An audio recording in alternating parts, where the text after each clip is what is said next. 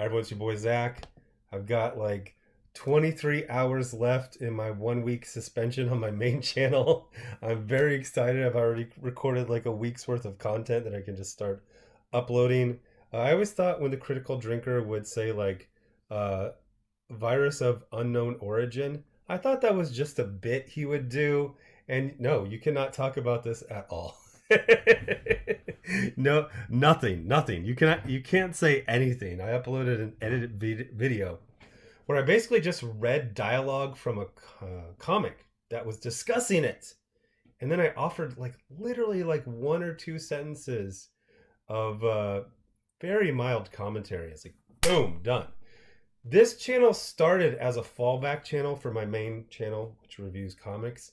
But since I started reviewing like TV shows, movies, especially stuff like, Sex in the City and soon Emily in Paris, like I realized that people who watch, and just like that, they don't care that IDW lost the license to the G.I. Joe comic. So, but I think in the future, if I have to sit out a week or two of a suspension on my main channel, I will do comics content here. So I saw this subject and I'm like, oh, I gotta wait. And I go, oh no, this is about movies. This can definitely go on Splato right away. So do you remember the trans character from the Matrix movie? Not that one, not her, not him, not him, not him, not her. Although she did transition to a different actress. Not him, because he got fired. Not him, not her. Not him, not him. Not him, not him. Her asterisk, not him, not him. So this is Switch. You might remember Switch from the 6 to 10 lines she had in the first Matrix movie. I always remember her from, she gave a great line reading when she was just about to die. She saw this guy die and she knew that she was next, and she says, not like this. And it was very emotional. She did a good job. Now, her name is Switch, and apparently in an early draft of the script for the first Matrix movie, she was supposed to be trans. I think she was supposed to be male in, the awful real world of Zion, but she was her true self, a woman in the Matrix. And when the Matrix Resurrections was being promoted, there were literally dozens of articles. The Matrix is a trans metaphor, Lily Wachowski says. That's interesting. You know why? Because Lily Wachowski did not work on the Matrix Resurrections, but Lily Wachowski got a ton, one might almost say equal, notice during the release of the Matrix Resurrections because of saying stuff like this.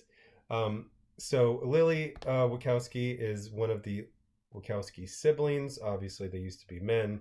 They have. I always wondered, are they going to update the credits on the original Matrix movies? I just watched it on HBO Max, and it still says their quote dead names. The sister who stayed and actually wrote and directed, so they co-wrote and co-directed the first three movies, and I think the Animatrix, and they did other stuff together. But for the Matrix Resurrections, it was just Lana. Lana is the first one to transition. They say she transitioned in 2012, but if I remember, it was like a process over multiple years, where like 2012 is like where she mentioned it, in an interview, but I think it started before that. And then her sister Lily transitioned in 2016. They worked together on some Netflix shows, various movies, and then they seem to be working separately. So this came out, and The Matrix is a trans metaphor. And have you ever read an article that has less information than the title? So all it says is that, we had the character of Switch, who was a character who would be a man in the real world, and then a woman in the Matrix. That's it. That's it. And it didn't even make it to the final, even the final script, not even shot and then re-edited. Like, it just didn't happen. And they said something like, we weren't ready for that back then. But here's Keanu Reeves, where in an interview, they say, Lily Wachowski, Lana's sister and co-director of the first three Matrix films, she stepped away from the franchise after revealing that she'd lost interest in working in sci-fi. Recently talked about the movies being an allegory for people who are transgender. Did you know there was that meaning behind them? And then Keanu Reeves, who walks on water and doesn't realize what a dangerous question this is, says, no, that idea wasn't introduced to me when we started for production on the films. Lily never shared that with me. Variety says, were you surprised when you heard it? He says, I haven't seen her interview or anything or read what she's spoken about on it, but I miss her. I miss her not being here, but I get it as well. Pretty pretty blunt answer. He's like, yeah, we did 3 movies over multiple years, and I believe they shot 2 and 3 at the same time, so that was like 1 year of shooting, and it just never was brought up, the entire point of this. Now, what they say in this and other videos, it's like, oh, we couldn't do that, the world wasn't ready for it, we couldn't have an extremely minor character be trans in like one scene. No. What this is people rewriting. We saw this with Ridley Scott, with Blade Runner. I mean, they talked to Harrison Ford. He's like, yeah, I was never told that Deckard was a replicant. I didn't play him as a replicant. And I remember 10 years ago, I used to have to really fight people. I mean, argue with people online in forums. It was like, no, he's not a replicant. It doesn't make any sense. Or like, what about the director's cut? It's like, it doesn't make sense there either. Like, it's a Shaggy Dog story if he's a replicant. They have to say like, oh, well, he was an advanced replicant that they were testing. They were testing by letting him just be unobserved for years, depressed in his apartment. Okay. No, it doesn't make any sense. The entire thing crumbles if Deckard is a replicant. And if I remember correctly, when they did the sequel, they basically said he wasn't one, right? I was pretty happy. I thought they were going to be like wishy-washy about it. But anyway, so Lily Wachowski, who doesn't work on The Matrix and wasn't going to get attention, suddenly said, hey, it was a trans metaphor. And Keanu's like, yeah, I didn't hear that. It's like, what's your evidence? Oh, in a script draft, you didn't see an extremely minor character was trans. Come on. And then we get this shit right here. And this is Max Asagio. Please do not contact her for any reason. And that's not a code. Like, literally don't. Has been going on periodically every few months. Not saying, like, this is a theory, but saying that Kurt Cobain was trans. Here's the problem. As we've all been educated by, let's say, the world's gayest baby, 1984, 1985, and 1987, you have to call people what their gender expression is. To be perfectly blunt, when I look at Lily Wachowski, I don't see a woman. I see a man who wants to be a woman and wants to be called one. So it's no skin off my nose to call Lily Wachowski a woman, even though I don't believe it. Even though basically every single part of this picture tells me it's not true. Because it doesn't really hurt me in any significant way to say this. But the entire point of the transgender movement, everything, is that you have to call people what they want to be called. Max just makes a determination based on freaking nothing. Periodically, I get on my Kurt Cobain was a trans girl bullshit. And now she's not saying bullshit like this is bullshit. That's just like Twitter talk. And I always get a lot of people like so angry. Please look at the screen. I know it sounds like I'm talking like some character out of a TV show, but that's how they express themselves. And I always get a lot of people like so angry about it, as if I've attacked Kurt or taken away from them, as if this is an insult. Again, just want to reiterate, these are your rules. We have to call people by whatever gender they want. You don't get to call them the gender that you want. So then she does like some straw man quotes. He was just feminist. He was just GNC. I just know that as a place to get supplements. It's not cool to do this if he's not here to defend himself. Defend himself from what? Our history was stripped away from us, erased. Whatever heroes we might have are denied us because we're, quote, not allowed, unquote, to go looking for them. Quote, and then it's another straw man quote. Not everyone who defies gender expectations is trans, unquote.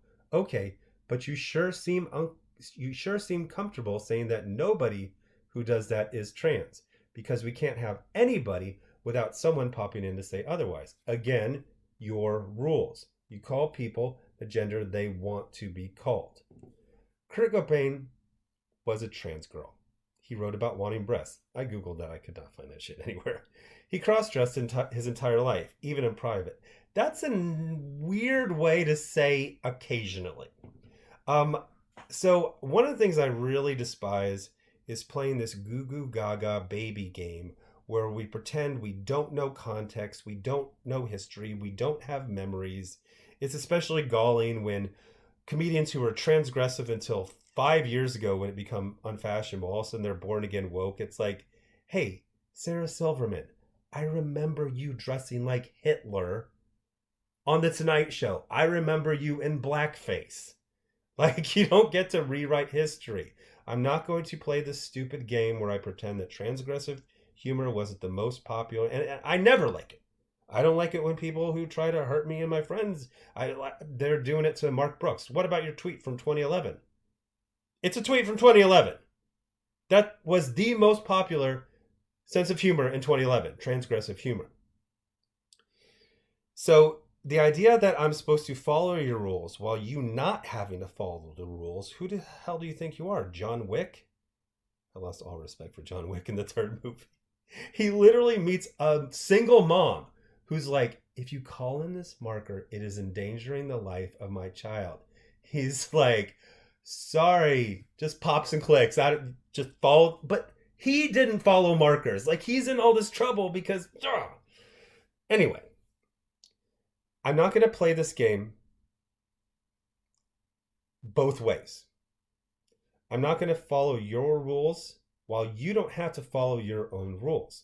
Kurt Cobain never said he was trans, and people did come out as trans back then. You had Jeffrey Catherine Jones coming out in the frickin' 1970s. You had tennis players. It wasn't common, but it was a thing. And you can't be like, oh, nobody was gay, everyone was straight. Come on, David Bowie. Come on. It would not have been it would not have destroyed any contracts. It wouldn't have gotten him not on, whatever, Saturday Night Live or MTV Unplugged if he would have said, I'm gay and I'm trans. People would have said, yeah, we don't really believe you because we think you're just doing this for attention. And that's the goo goo gaga baby thing. Why did Kurt Cobain wear dresses? Because it bothered the people that he wanted to bother. And it got him attention. He has an entire song about becoming enraged when the guys who used to beat him up in high school, those type of guys, became fans of him. He's like, you're not my fan. Like, I fucking hate you. He was very, very clear about this. And he was very clear in the time, in that aesthetic, in that culture, subculture he was in, that you did shit to get attention. So you would dye your hair. So you would wear a dress on stage. And then you would say, oh, I love wearing dresses. And it was very clear at the time. As people pointed out, he never dated men. He would say he was gay, and then like you would watch the interviews, and the other members of the band would be like, okay, whatever. Kurt's just saying whatever to get attention. But that's not enough. You need metaphysical certainty? No. But I need a statement from him. I mean, he was alive until 1994. I don't know if he was an email guy, but something like a letter. That would be enough. One letter where he says, I talked to my agent and I want to come out as trans and they think it's too much. I mentioned David Bowie and he said, this is a bridge too far. People aren't ready for it. But do you think he would have followed that? I think he would have written a song about his agent who told him to hide being trans. That fits a lot better than this, retroactively, assigning gender after death.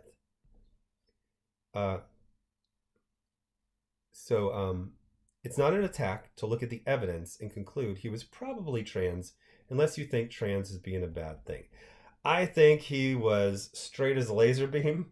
I think he loved attention, and I think he loved pissing off people who were homophobic. That's what I think. Period, point blank. I lived through this entire period. I was there from the EPs to the LPs to Kurt Loder with his cool floppy bangs breaking in to say that he just killed himself. I was there for it all. And nobody thought he was trans.